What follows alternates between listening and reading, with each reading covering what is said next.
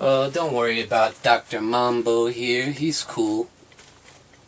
Is Dr. Mambo a doctor or a professor or what?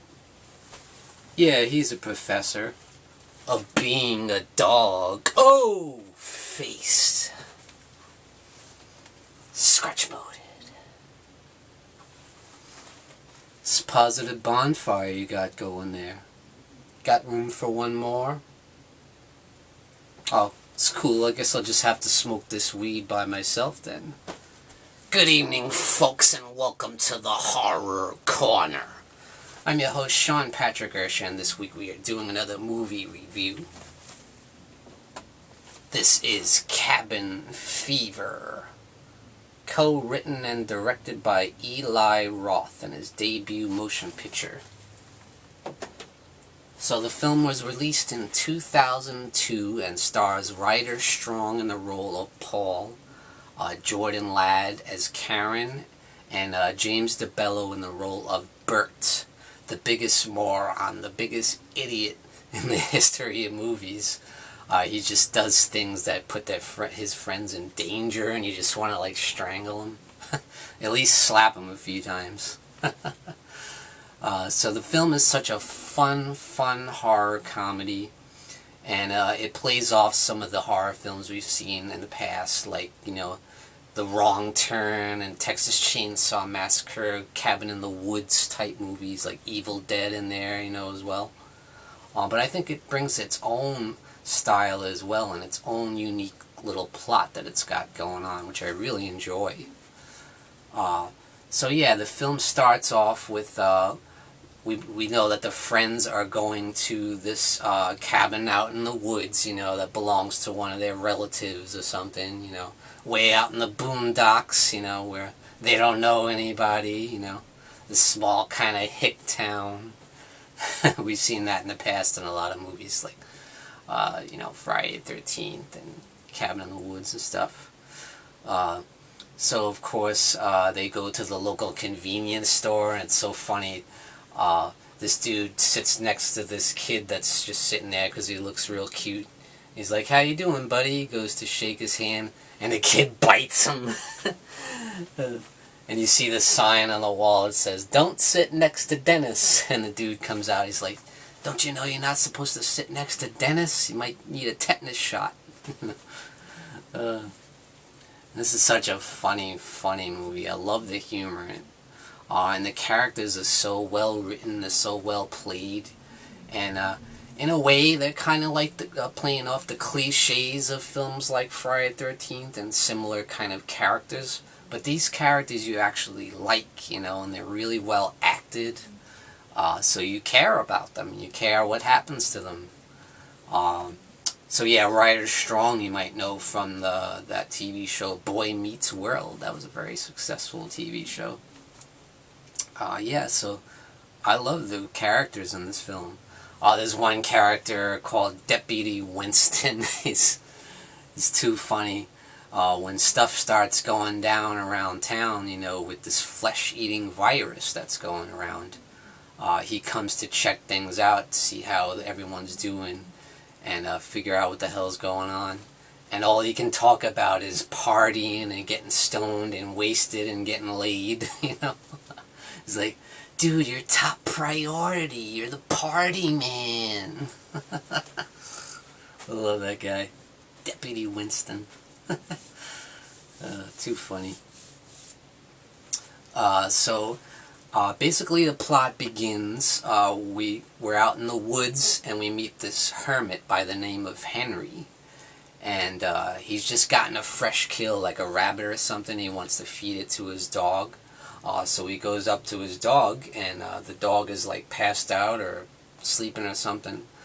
So she goes to check on the dog and like grabs the dog's arm and pulls it back, and the whole body splits apart and blood splays all over his face, you know. And then he starts getting sick, you know.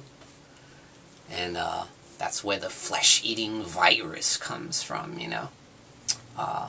I mean, we don't know where it originated from, but we know that Henry the Hermit gets it, you know. And he happens to run into this dude, Bert, the moron that I was telling you about. Bert's out there trying to shoot squirrels with a shotgun. And when one of the girls asks him, why you want to shoot squirrels? He's like, 'cause they're gay. He's like, just kidding. I don't care if they're straight or gay. I'm going to kill them anyway. This idiot. At one point, he lights a whole circle of fire in the middle of the woods and just walks away.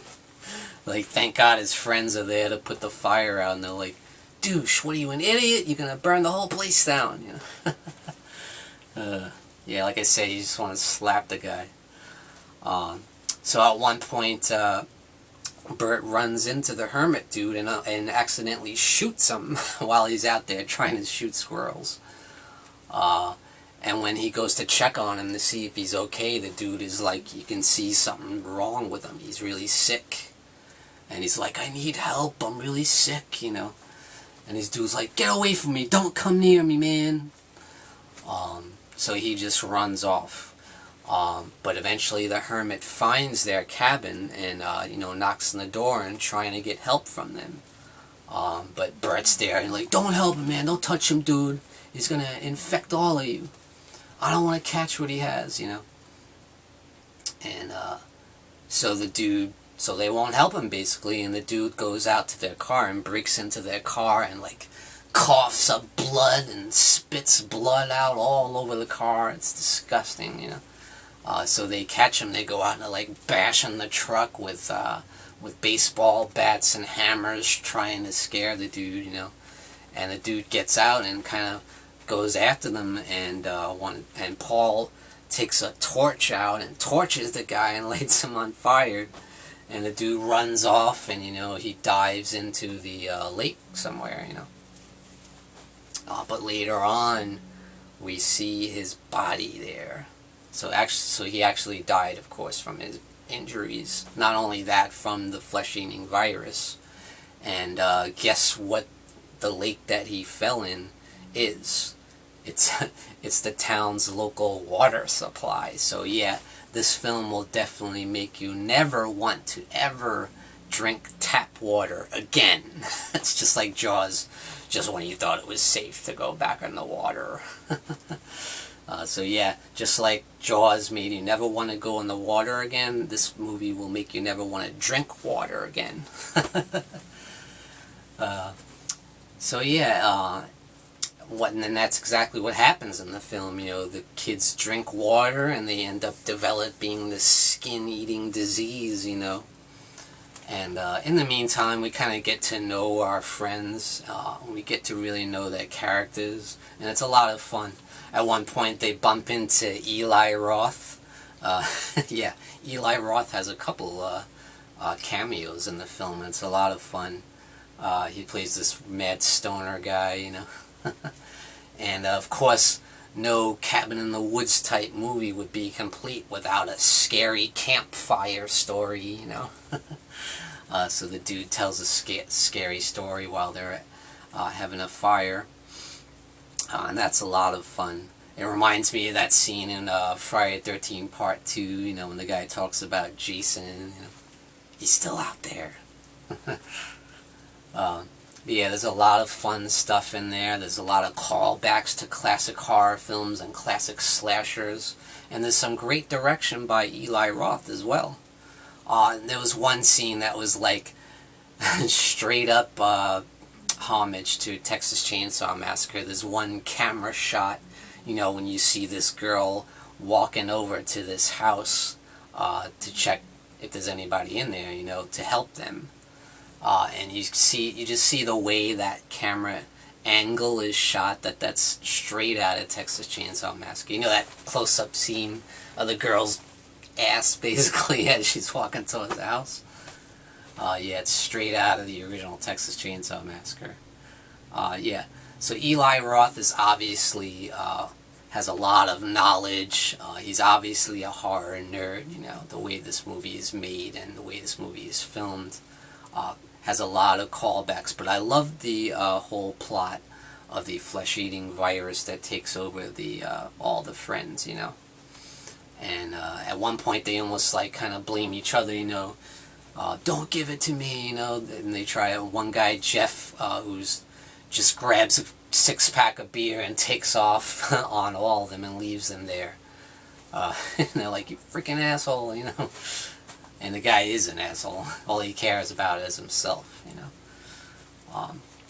And of course, Paul is really into this girl, Karen, and she is a really pretty girl and very nice. And it's kind of a playful little romance between them. And Bert kind of makes fun of him, like, dude, I guess that puts a kink in your plans, huh? You know, this thing you've been trying to execute since the 4th grade. So he's been trying to get with this girl since the 4th grade, you know, and he just can never seem to make the move, you know. And it's kind of fun and playful, and I really enjoy that, you know. So this film's even got a little bit of romance. It's got some great comedy and some great gore and some serious horror in there, you know.